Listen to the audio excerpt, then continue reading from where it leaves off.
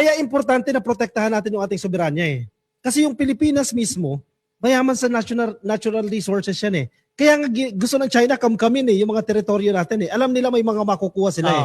Kaya tama yung sinasabi ng ating presidente, not a single inch of our territory ang kanyang isosurrender. Biruin mo, kung ganyan lang kapabaya yung ating presidente, baka ibang bansa ang makikinabang sa natural gas na yan, sa discovery na yan dyan sa Malampaya. Diba? Kasi nung panahon ni Digong, ano bang sinasabi lagi ni Digong? Si President Xi nag-offer sa kanya ng joint deal, ng partnership para i-discover yung natural gases natin. Diba? Imbis na sa atin 100% yan, makikihati pa ang China. So ito sa mga hindi nakakaalam ang Malampaya East 1 ay tinatayang may 98 billion cubic feet o 2.8 billion cubic meters ng gas sapat para makagawa ng halos 14 billion kilowatts ng kuryente bawat taon o kasing halaga ng enerhiya para sa 5.7 million na bahay o 9,500 na gusali o halos 200,000 na paaralan. Ganyan po kahalaga yung Malampaya na yan. Pagpasuyo pabalik yan. Explain lang natin yung makukuha natin dyan na gas na kino-convert into electricity 14 billion kilowatt hour. 14 billion. Sa isang bahay, halimbawa sa amin, 500 lang ang nakukonsumo mo. Ito ang makukuha mo, 14 billion. Isipin mo sa isang bahay, sa isang buwan, 500 lang. Napakatagal natin pakikinabangan yan. 14 billion. Grabe yan. 14 billion. Yan yung epekto na ipinaglalaban ni PBBM yung dagat natin, yung tubig natin na hindi gaya yung isa na ipamigay na lang yan. Oo. Kasi kung titingnan mo sa mapa, kung di ako nagkakamali, kachecheck ko lang kaganina, yung Malampaya, halos magkalapit lang sila nung West Philippine Sea. At kung pagbabasihan yung katarantaduhan ng China, yung mapa nila na 9 dash line, kami na naman. Pasok yung Malampaya doon sa 10 dash line ng China. Sila na naman makikinabang. Oo, kaya pala ganyan pala. Ayoko na magsalita tayo ng kasi pupunta kami dyan Baka di ka mamasukin. Pagbait-baitan muna tayo kasi pupunta kami sa China Pero di ba, mabuti, kaya pala hayok na hayok sila dyan sa West Philippines na yan. Napakayaman na yan. Napakayaman. Kasi kung yung Malampaya na yan pala, nakuha nila, yan ay loss ng Pilipinas. Mabuti na lamang talaga at hindi pinapayagan ni PBBM na mapunta yan sa kanila. Correct. Bukod po sa natural gas, may natagpuang condensates din po. Isa po itong mataas na halaga ng klase o liquid fuel. Ayon sa paunang pagsusuri, ito po ay umaagos sa 60 million cubic feet o 1.7 million cubic meters kada araw na nagpapakita ng mataas na productivity katulad ng original na Malampaya wells. Ang Malampaya kasi, ka-coffee mga ka-BBM, magiging commercially depleted na siya. In short, mauubos na. Maubos na nga raw. By 2027. 2026 na ngayon. By next year, commercially depleted na siya. In short, wala na naman tayong pagkukunan. Kaya magandang development ito. Napakagandang development. Very, very, very good news na may na-discover tayo na pwede na natin pagkukunan ng natural gas ulit. Diba? Kasi ilang taon tayo next masusustain yan? Once na maging operational yan? Ilang taon? Years? Wala na kami datos kung ilang taon natin Hindi, pero matagal yan. Matagal kasi, yan, ano yan, mina yan Oo. Oo. Matagal maubos yan. In short, kung gagamitin natin ng maayos yan.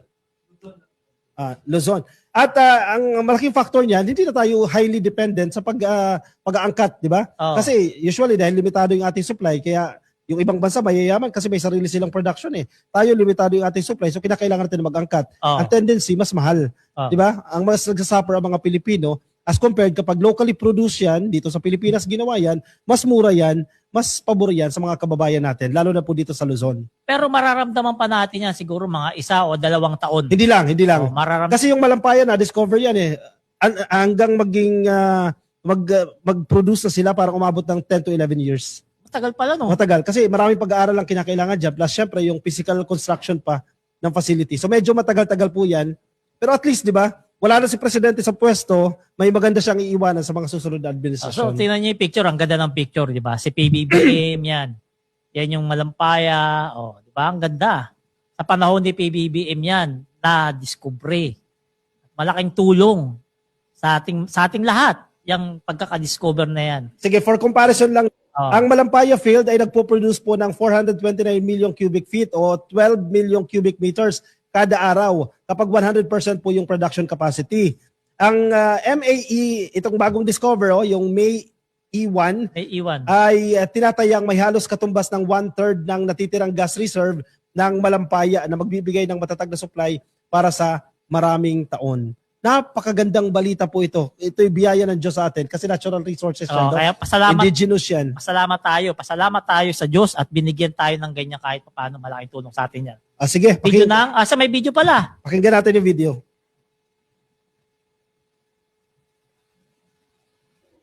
Po sa ating lahat. I am pleased to inform everyone that for the first time in over a decade, a significant natural gas discovery has been made. The discovered reservoir, called Malampaya East 1 or MAE1, is located about 5 kilometers east of the existing Malampaya field. The MAE1 is estimated to contain around 98 billion cubic feet of gas in place. Katumbas nito ang halos 14 na bilyong kilowatt-hour ng kuryente sa isang taon. Ibig sabihin, makakapag-supply ito ng kuryente sa mahigit 5.7 milyon na milyong kabahayan, 9,500 na gusali o halos 200,000 paaralan sa loob ng isang taon. This helps Malampaya's contribution and strengthens our domestic gas supply for many years to come. Initial testing showed that the well flowed at 60 million cubic feet per day. This indicates that the well has the potential to produce even more, confirming it is a high productivity resource comparable to the original Malampaya wells. Aside from the natural gas, the discovery also includes condensate, which is a high-value liquid fuel. This additional resource can help support the government's efforts for the stabilization of our power supply. Ipinagmamalaki rin natin na Pilipino ang nanguna sa drilling na ito.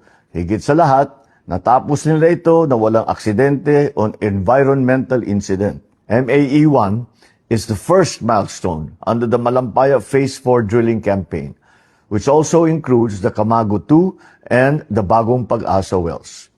The next steps are the completion and testing of the Camago 3, followed by the drilling of the Pag-asa exploration well to pursue more potential gas resources.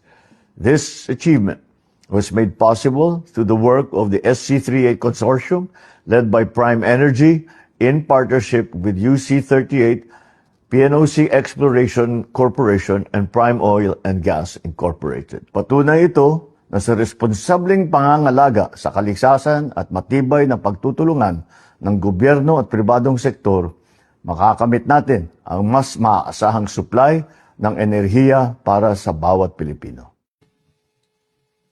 Ayos, no? Balikan ko lang, may kino-comment si Sir Yayam, no? Kasi tinanong mo pre kung 1 to 2 years, di ba? Papakinabangan na natin. Yung sinabi ko pong 10 years, during the Malampaya yan. Ganyan katagal yung proseso bago naging Papakinabangan. sila. Pero ito po, very good news na naman po ito. Ang sinasabi ni Sir Yayam, base po sa kanyang napanood, no? Sinasabi ni Secretary Gary ng DOE na bago daw po mag-December, ipapakinabangan na natin. Maganda. Bilis, oh. Ngayong Sabagay, taon, kasi may facilities na eh. Oh. No, kumbaga, i-duplicate mo na lang yan eh. Nag-exist na yung technology. Alam mo, bad trip dito yung mga DDS pare. Bad trip sila. Hindi nila maangkin. Ay, baka kay Tatay Digong yan. Hindi na masabi, ay kay Tatay Digong, inangkin lang ni Bibi. Hindi sila makaganon. Oo nga, no? Diba? Hindi sila makaganon kasi nga, kay PBBM lang talaga yan. Legacy ni PBBM na naman yan. Maganda. Correct. At ang isang maganda pa dito, mga Filipino engineers. Wow. Ang nag-aasikaso niya, nag-conduct ng research, nag-conduct ng testing, Filipino po, hindi mga banyaga. So, ang ibig sabihin lang yan, kaya natin mga Pilipino, di ba? Hindi mo na kailangan mag-hire ng consultants mula sa ibang bansa, mag-import ka dito ng mga magagaling sa oil exploration. Kaya na natin mga Pilipino yan. At ang pinagmamalaki nga ng ating presidente, walang aksidente na naganap habang ginagawa po yung pag-aaral na yan, yung discovery na yan. At ang matindi rito, kung miyaw-miyaw kung hindi mo alam, eto palang Malampaya, isa pala si Rason. Isa pa yan. Isa pala si Enrique Rason sa may-ari nito. Kasi marami yan sila pati yun din Dennis Uy, parte din yan. Isipin mo kung gaano kalaki ang negosyo ni Enrique Rason, tapos paparatangan mo lang ng ganyan. Kaya iyak-iyak siya ngayon. Nalaluhol lang. Pero, yung tao binabastos ko, no? Napanood mo yung interview niya kay podcast ni Ramon Tulfo? Hindi ko na panood ang buo. Ang bait niya.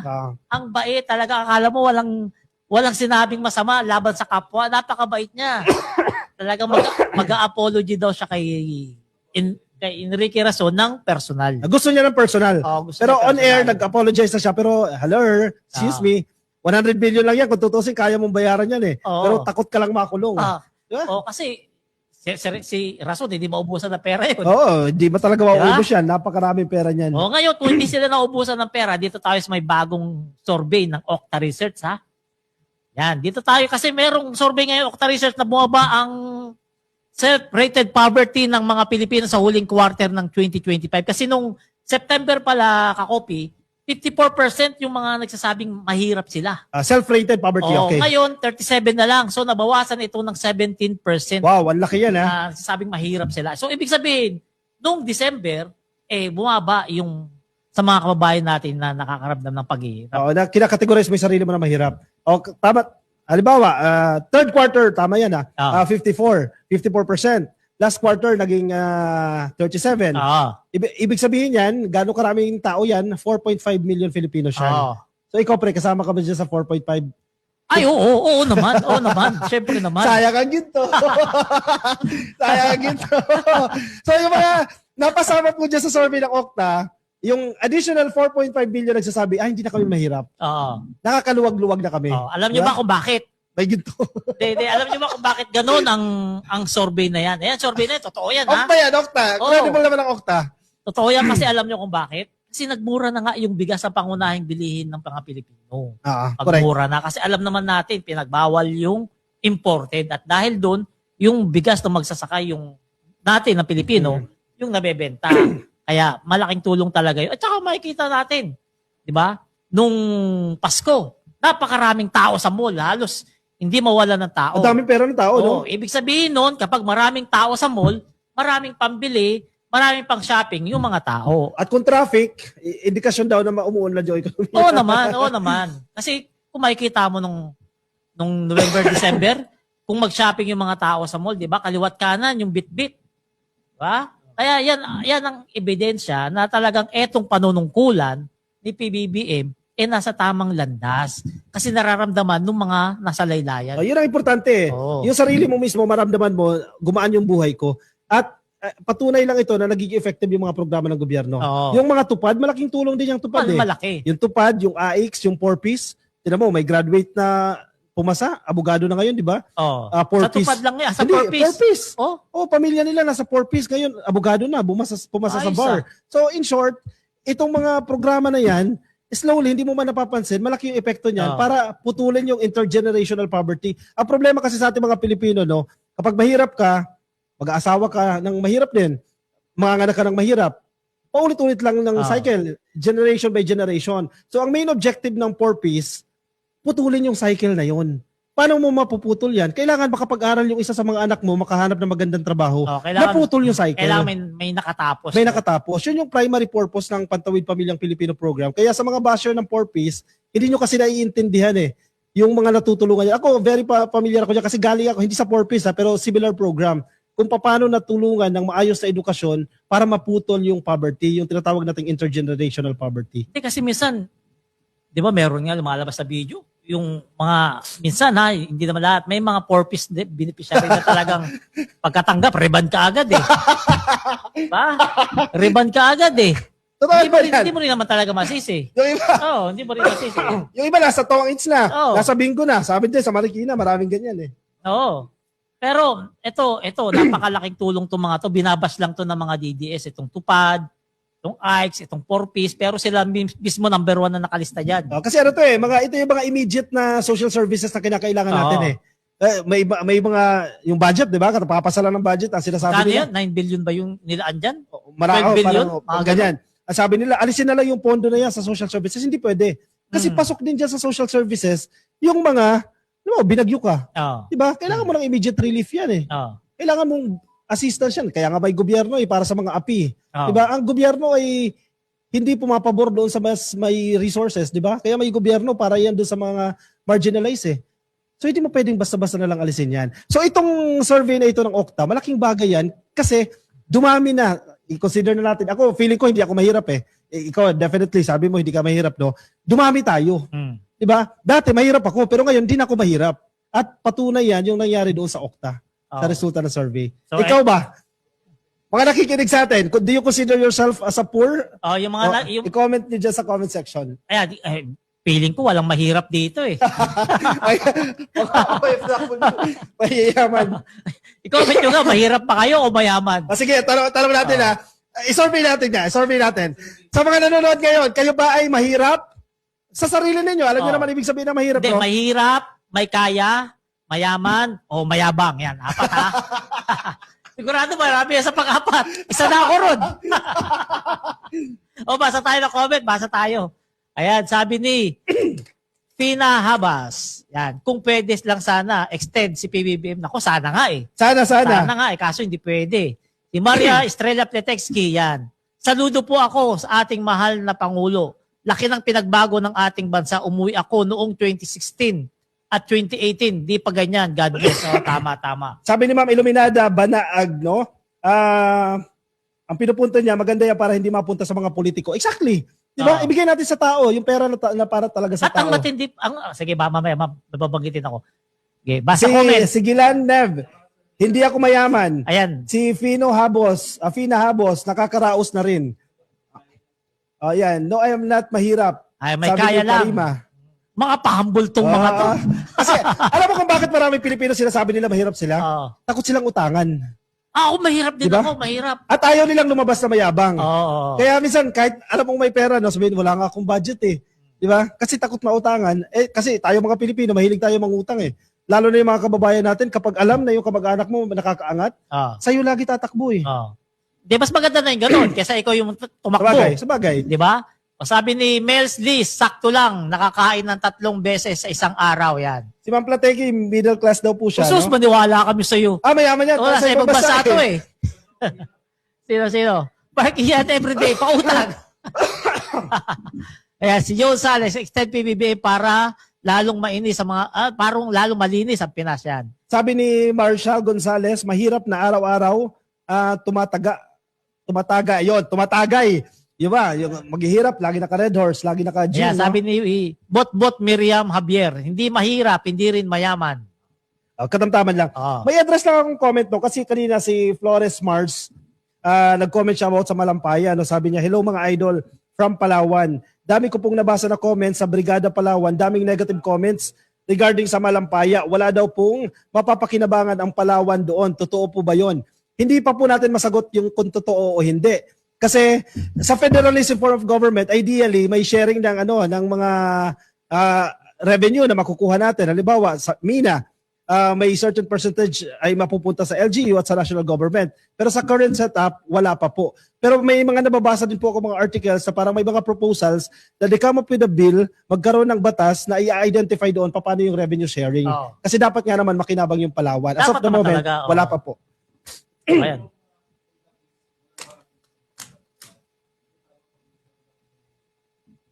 Yung supply. De, pero dapat mayroong revenue sharing rin talaga. Wala pa. Dapat nga meron nga. Sa current setup wala pa, pero may mga proposals nga raw na dapat magkaroon din sila ng revenue sharing. Yan, mga kabibim. Ito pala ha. Ihahabol ko to. Yes, sasabihin mo sana kanina. Sa DSWD, yung mga ICE, yung mga tupad, malungkot yung mga politiko rito. Bakit? Malungkot kasi hindi na sila pwedeng umepal-epal kapag may bigayan ng tupad. Correct. Kapag may bigayan ng ICE, kapag may bigayan ng mga ayuda galing sa DSWD, hindi na pwedeng umepal si congressman. Hindi na pwedeng magpakita si mayor. At hindi na pwedeng magpakyut si konsihal at si kapitan. Ibig sabihin yan, kapag may bigayan ng mga ayuda, nasa bahay lang sila. Tama. Kasi muna, hindi galing sa inyo. Pabor ka ba ron? Ako, pabor. Pabor ako dyan. Kasi DSWD, tama yung pagtitiyak ng DSWD. Yung payout masters namin, hindi pupunta dyan hanggat nandiyadyaan ka. Yung politiko. Kasi gagamitin nila. Akala mo galing sa kanila no? Kasi ayoko na lang magbagit ng mayor kasi yun eh. Meron talaga akong nakita, mayor. Ikes ha? Metro Manila. Talagang bigayan. Nandoon siya. Akala hindi naman siya yung nagbibigay. Pero nandoon siya, kinakamayan niya yung mga nakatanggap na. Ngayon lang yan? Dati pa. Ngayon, sa panahon ni PBBM, hindi na po mangyayari yan. Kaya kung may bigayan ng ayuda sa DSWD at may nakita kayong politiko, Yan. I-message nyo lang sa amin. Picturean nyo. Picturean nyo, maganda video at kami na bahala magpapalabas dito. Correct. Kasi nasa GAA 2026 na yan, special provision yan, bawal makilahok ang mga politiko dyan. Oo. Di ba? So maganda yan, mapaviral natin. No? Kung may, Oo. kaso sa probinsya talaga, marami makakapal mukha na politiko eh. Picturean lang, videoan Picturean. lang. Tayo na bahala. I-message nyo lang dito sa amin sa Salamat PBBM. At ipapalabas natin yan para palakpakan ng taong bayan ng buong Pilipinas. Yung politiko na i-epal kapag may bigayan ng ayuda ang DSWD sa mga susunod na araw.